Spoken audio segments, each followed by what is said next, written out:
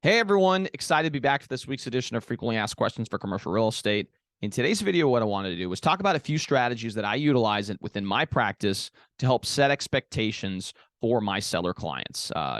Unlike residential real estate, setting expectations on the commercial real estate end is slightly different. And so in today's video, you're going to learn some of the strategies that I implemented in my own practice. Along with that, if you guys are interested in learning all the different strategies that I try to employ, I actually have a book coming out in September. It's called Before You Sell That Building, the Small Business Owner's Guide to Selling Commercial Real Estate.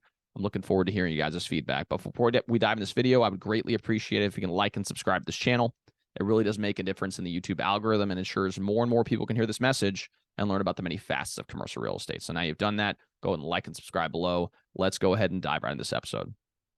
All right, so in today's video, I'm going to share just a few of the strategies that I use to implement in my practice to help set expectations for my seller clients. Just to start off, I'm going to share 3 different strategies. The first strategy being explaining the differences between residential and commercial real estate. Most of the time, unless the seller themselves is very experienced in the commercial space, the only framework that they have to go on as far as sales of real estate is residential real estate. Unlike residential real estate, commercial real estate usually takes longer to sell. On the residential side, if you put a property up and it's relatively remotely properly priced, usually you'll get activity really early on and ultimately go under contract within a few weeks. Now, on the commercial real estate side, it's really dependent on the type of property, and oftentimes it's going to sit on the market for several months, even if it's the perfect property, just because there's a smaller pool of potential buyers that are looking for that type of asset. So oftentimes I have to sit down with my clients and let them know that, even if you don't see significant activity early on, we're still going to have potential to sell within a certain period of time if it is priced properly, which is also a big variable that needs to be considered throughout the process. So that's number one, is setting expectations, understanding the timelines. Not only is the property likely going to sit longer than it will in a residential setting, financing, once you do get under contract, is also going to take a little bit longer, usually 45 to 60 days, unlike residential financing that usually takes no more than 30 days to get done.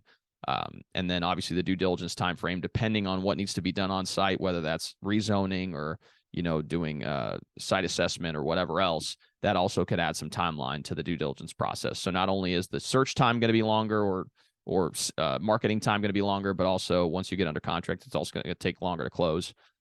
Those are 2 things that you need to consider as you go through that process. So that's number 1. Number 2 is the buyer. Oftentimes sellers don't put themselves in the buyer's shoes. It's understandable that sellers look at their property through rose-colored glasses. Just because they've owned the property for a long period of time, they may have emotional attachments to their property, and really they see the merits of what it has to offer because they've been utilizing the space for their needs for many years. And so oftentimes when I meet with sellers, the first thing they go into is like, oh, this property's great, this is why, blah, blah, blah, blah. And they go into all the different reasons why the property's great. But they've oftentimes, and I'd say the majority of the time, they can completely brush off any negatives about the property. And so what I usually do is when I sit down with them, I walk them through and say, okay, well, these are the pros and what are the cons? How can we mitigate these cons so that as we start marketing this property and I start fielding questions from people, that we can have a response that's reasonable so that they feel compelled to make an offer. So sitting down and really putting in that time on the front end before you list the property is going to make it well worth it when it comes to what you actually achieve in the marketplace. That's number 2, is really putting yourself in the buyer's shoes, understanding what the highest and best use for the property is, and then tailoring your marketing message to highlight the pros, and then in any way you can mitigate its weaknesses, whether that's, addressing deferred maintenance items, if there are deferred maintenance items, providing a potential credit for reorientation of a space if the layout's really odd. There's so many different ways that you can approach the process, but really putting in the time on the front end to think about that will pay huge dividends in what you can ultimately achieve as a sales price. And then finally, for this video, one of the things I'd like to recommend is that a bird in the hand is worth 2 in the bush. That's an expression that you probably have heard in your lifetime, but it really is true.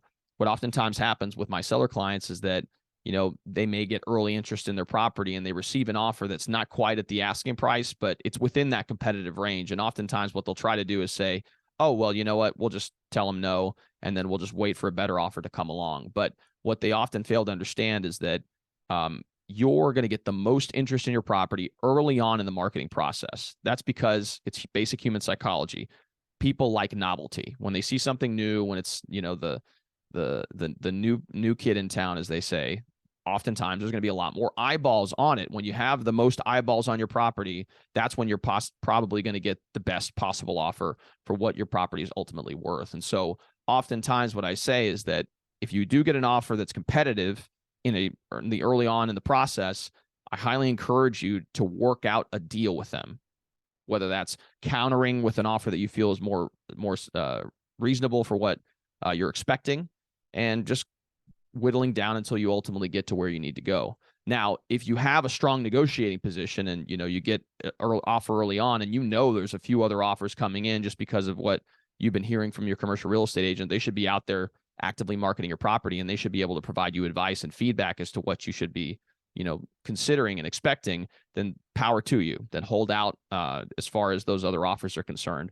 But if you're still early in the process and you hear from your commercial real estate agent that it is definitely an offer to consider, it is worth your while to really consider that offer and try to see if you can come to a reasonable agreement with that individual, because you don't want to be the person who says, balks at an offer that's pretty competitive, but just not quite where you want it to be. And then 6 months, a year, 2 years down the line, you're still sitting on the property when your ultimate goal is selling the property for the best possible price that you can. So, consider that as you go through the process. Those are the 3 things that I usually do to try to set expectations for my clients.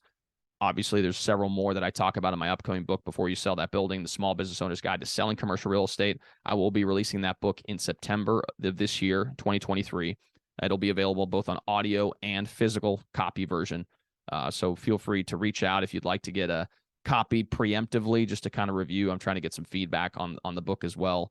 But if you like this video, I'd greatly appreciate it if you could like and subscribe. It really does make a difference in our ability to reach a broader audience. Along with that, if you yourself are looking to sell your commercial property here in Louisville, Kentucky, I've been operating the market for many years, 4 to be exact, now going into my 5th year. I feel like I'm very well versed in all different facets of commercial real estate. So feel free to give me a call whenever you want. My number is 502-536-7315, or you can reach me via email at raphael@grisantigroup.com. Thanks again so much for tuning in, and we'll see you all next time.